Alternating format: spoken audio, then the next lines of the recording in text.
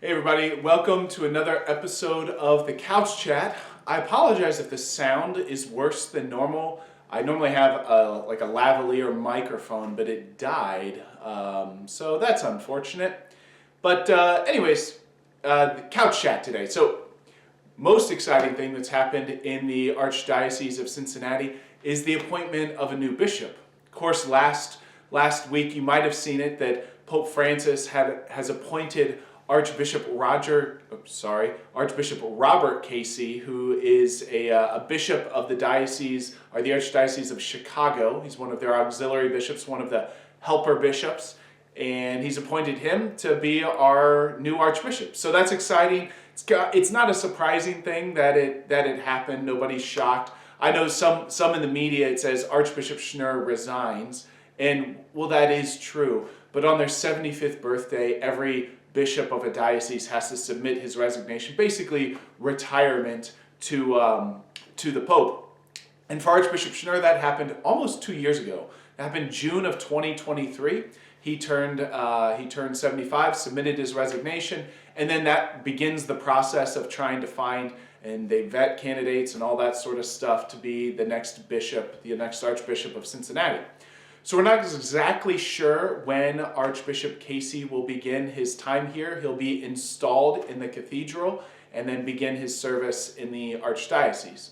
So in the meantime, Archbishop Schnurr continues to have all of the same ability to govern our Archdiocese. He'll still do all the things he had been doing, although he, actually keep him in prayer, he had back surgery, so he won't be doing everything he had been doing, but part of that's just because of the surgery.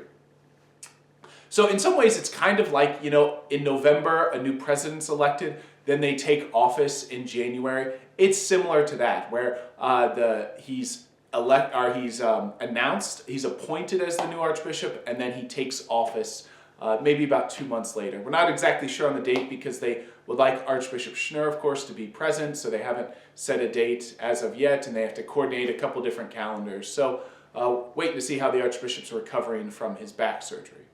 So that's probably the most exciting thing that's happening throughout our archdiocese is the appointment of a new archbishop. I know one of the things that's just nice is just the relief of kind of knowing, like, okay, this is what's happening.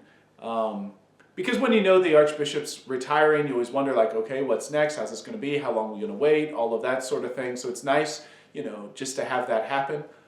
People have asked, oh, well, what do you think of him? I don't know. I haven't met the man. You can read all sorts of things, but you hear hearsay. Maybe you got friends in Chicago, all that sort of stuff, and so until somebody gets in office and they get to spend their time in their role, we don't exactly know. But what we do know is we should pray for him. It's a big job, a big role. He's a lifelong Chicagoan, so even just moving, all of his relationships, his friendships, all of the people he's served, he's gotten to know, he's loved, his ordinary life. I mean, that's a lot to change, to just uproot yourself at 57 and move to a completely new place. So pray for Archbishop-elect Casey as he begins this new journey in his life and a new chapter in the Archdiocese of Cincinnati. So that's the most exciting thing. The second thing, maybe just to run through, is capital improvement projects. So next week actually is when the Faith Center renovation begins. We met last week with the contractors, kind of went over the schedule of the construction. So they've got a plan in place, and it's exciting. It's happening. So they'll begin with some asbestos abatement Monday the 24th, and then things just take off from there. So that is really exciting. One of the things, just with construction at St. Joseph, we'll lose half the parking lot.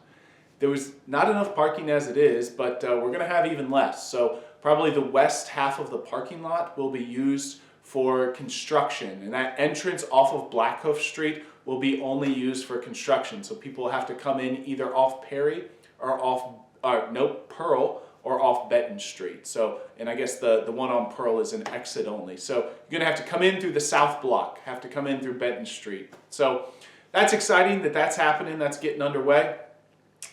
And then also the St. Lawrence stained glass windows are underway. You've probably seen that 2 of them have been removed. I know a question I've gotten about the St. Lawrence windows is at the top, there is a square of the window that was not removed, a square pane in the window that is still there. And the reason for that is those window panes were actually already completed when they did the storm windows. So when the Windows Creation went to remove the storm windows to do those over the summer, they noticed that those window panes, the top ones, at one point were vents so they could open and close, but they're designed to be taken from the frames from the inside out. So they had to go out the same direction as the storm windows. They couldn't come in like the rest of the windows. So we actually had them all redone at the very beginning when we redid the storm windows. So the reason they're not getting taken out is they've already been refurbished. So they're just going to move through all the windows in the church 2 by 2. They started with the east windows in the church just because they wanted to give the extra wind block for the winter of keeping the west windows there until it's more summertime and it's maybe less intense on those west windows. Maybe keep a little bit more heat in. If it works, great. If not, they'll get done eventually. At St. John for the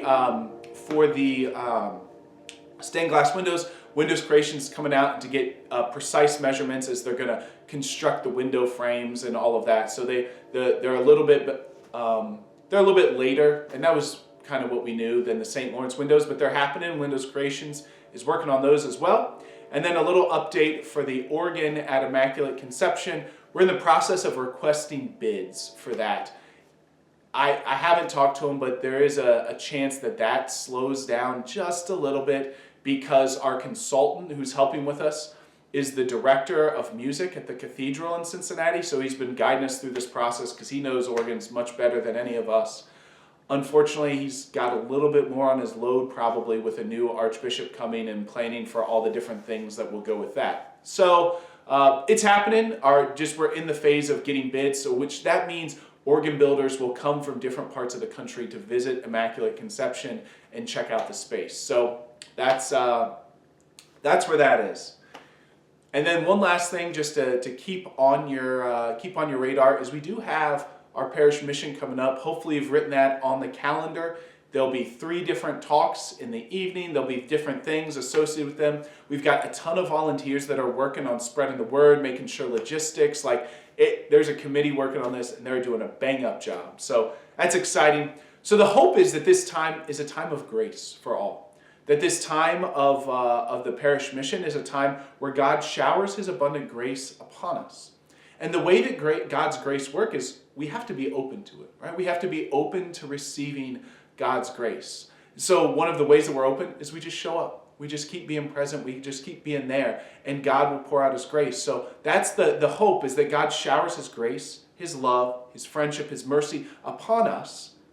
And our responsibility is to show up with open hearts. So we pray that this mission may be a time of great grace for our parish, for all of those who live in our parish boundaries, all of those who love Jesus Christ. So hopefully you got that on your calendar. Talk to you later next time on the Couch Chat. See ya.